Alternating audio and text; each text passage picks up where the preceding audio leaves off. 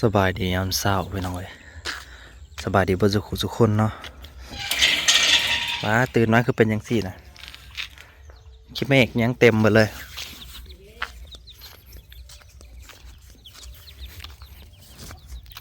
เฮ็ดจูดทำไมจูดกล้องกินเหยื่อนี่ก็เบิดเลยเหลือแต่อันนั้นเหลือแต่ต้นไม้เบิดเรียบร้อย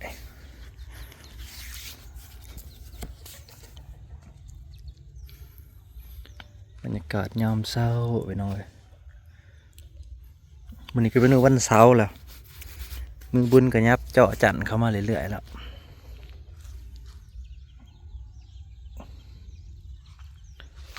ยับหมอเจาะจันทร์เข้ามาแล้วพี่น้องให้มือบุญก็ได้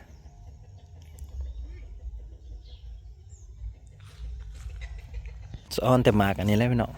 ถ้าฟังไทยเอิ้นหมากยังฟังไทยเอิ้นหมากยังคล้ายๆหมากแตงก็ได้กินก็ได้พี่น้องได้มาปลูกก็ว่าบ่อยากวันนี้แต่ว่าตอนบ่มีนะคอเข้ามาแต่พอมาปลูกแล้วบ่อยากก็งามของมันอยู่แล้วนะ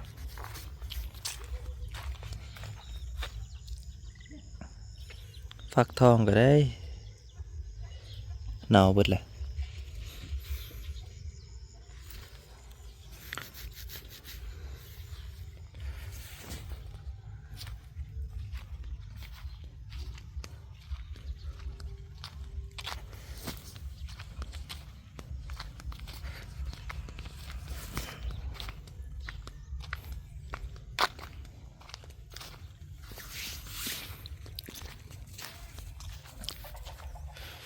มืดครึ้มเลยจึกแบบใดเฟสก็เล่นน้ำแต่เช้าแต่เด้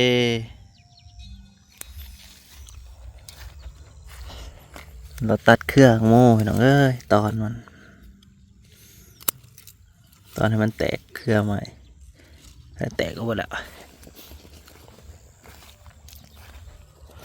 ตัวตัดก่อนให้วะเริ่มแตกออกมายาวแล้ว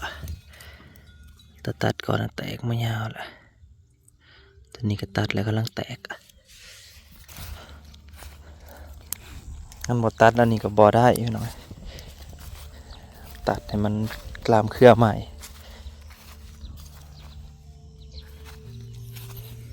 ตัวนี้ตัดแล้วบ่เนาะนึกจังได้คือยังว่าทันตัด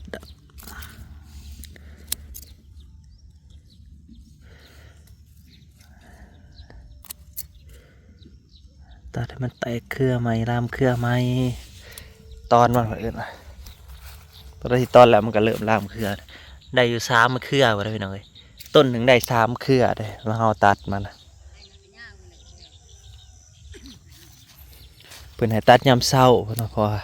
แพ้มันจะได้แห้งเลยกลางเว้นมามันแดดถือ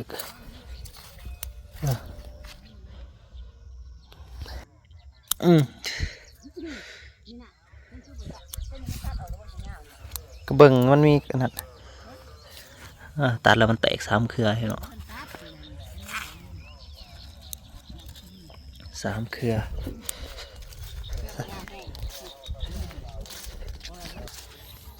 หลอกคู่มือครับยังเหลือยังท่านตัดเปิดท่านเบิร์ดตอนแท่นี้บริจาคงามมันได้แค่ที่ว่าใส่ปุ๋ยแมลงก่อนใส่ปุ๋ยสีดยาให้พ่อหน่อยมาสีดยาให้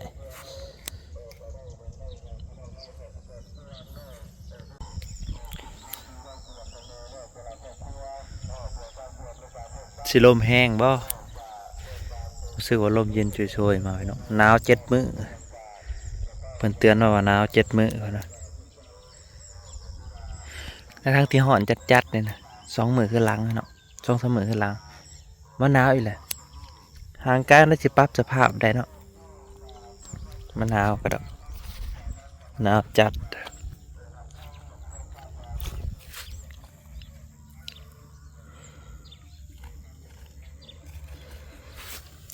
ตัดยอดเลย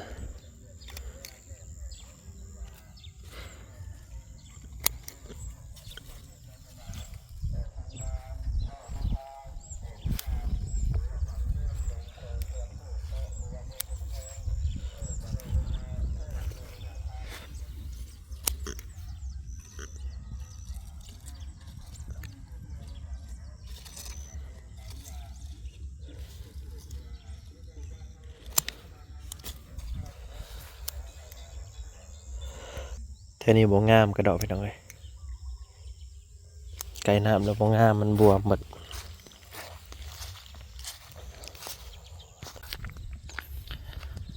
อัปเดตต้นมักซิดาอีกรอบนึงพี่น้องป้ารอบนี้แหงหลายหมากแหงหลาย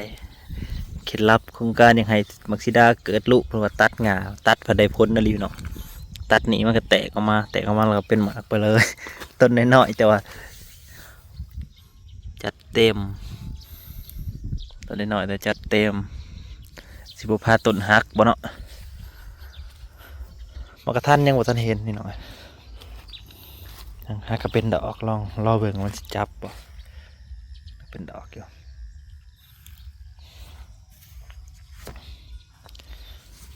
กระทันผมมองตัวหน่อยนี่ก็ฮักออกเลยว่าท่านมันยังหน่อยเพิ่มฮักกันหมากมันออกฮักพวงหมากออกเรียบร้อยหมักสมเซียวพอได้เคยกินนะพี่น้องแต่ยังหน่อยหมักกินเลยกินในมันนะเนี่ยมันออกฝาดได้นะแกะกินสมเซียวใบมันต้มใส่น้องงัวโอ้ขากะลิปลายังบ่อนวุ่ยไปหรออ๋อน้ำจะวุ่นไปอันนี้ก็เป็นมื้อวันศุกร์เนาะวันศุกร์วันเสาร์แล้ววันศุกร์มื้อวันเสาร์แล้วไปใส่เด้นัดซาผักเนี่ยกุยช่ายป่ะกุยช่ายบดกุยช่ายก็น้ำแห้งเด้อพี่น้องกอกน้ำตัวนี้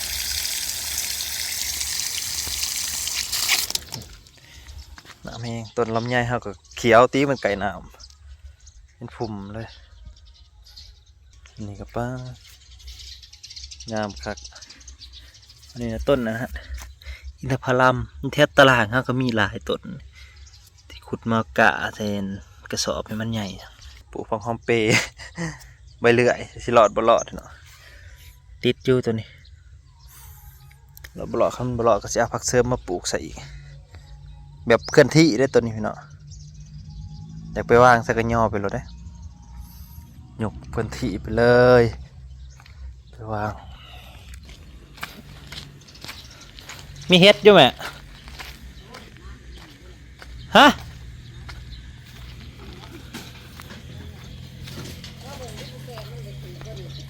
มุนอีกแล้วโอ้ยจักชิวะได้มานะปุ้ยกูเบิ่งนะกระโหลกเขาเรียกอยู่จัดเนี่ยขาดเปิดบ่เห็ดกับม้าเห็ดมุนเบิดพี่น้องเอ้ยเดี๋ยวเราได้เก็บขายของมือเห็ดนี่ก็ได้มามันมาเห็ดยังหาหนูหายังมุนพอดีแหละลายเถื่ออะไรเห็ดมุนเบิดกำลังออกดีเห็ดกับพี่น้องบดเขาเดียวได้เก็บที่ว่าออกดีอยู่ย่างกันแต่มานี่แหละมาไหลหนูเห็ดมุนเบิดกำลังออกนี่ก็ได้มันขาดแล้วมันก็ออกตามขางแล้วบ้านมาใหม่เก็บไปแล้ววาดนี่พี่น้อยเก็บว่านี่ให้ร้ายแทนนะตรงนี้ก็ยังสังหลางดูดกินน้ำไวๆได้แห้งบ่ล่ะ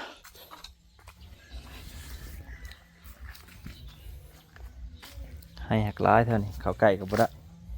ให้ผดให้โพ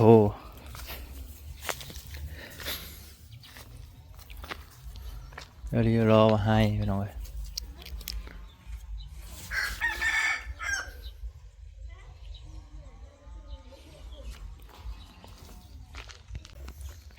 เป็ดก็เหลือ3 ตัวสุดท้ายเหลือ3 ตัวเป็ดก็ได้พี่น้องฮะ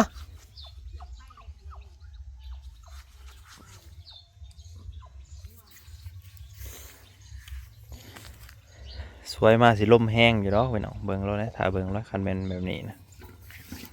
ลมแห้งแล้วนี่ดอกมะกอกเข้ากับเป็นคูปีนะครับบ่เป็นหมากเป็นดอกนะ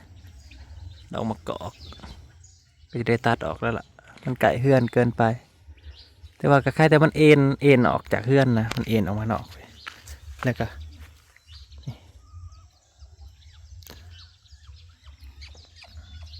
เอ็นออกแต่เฮือนแล้ว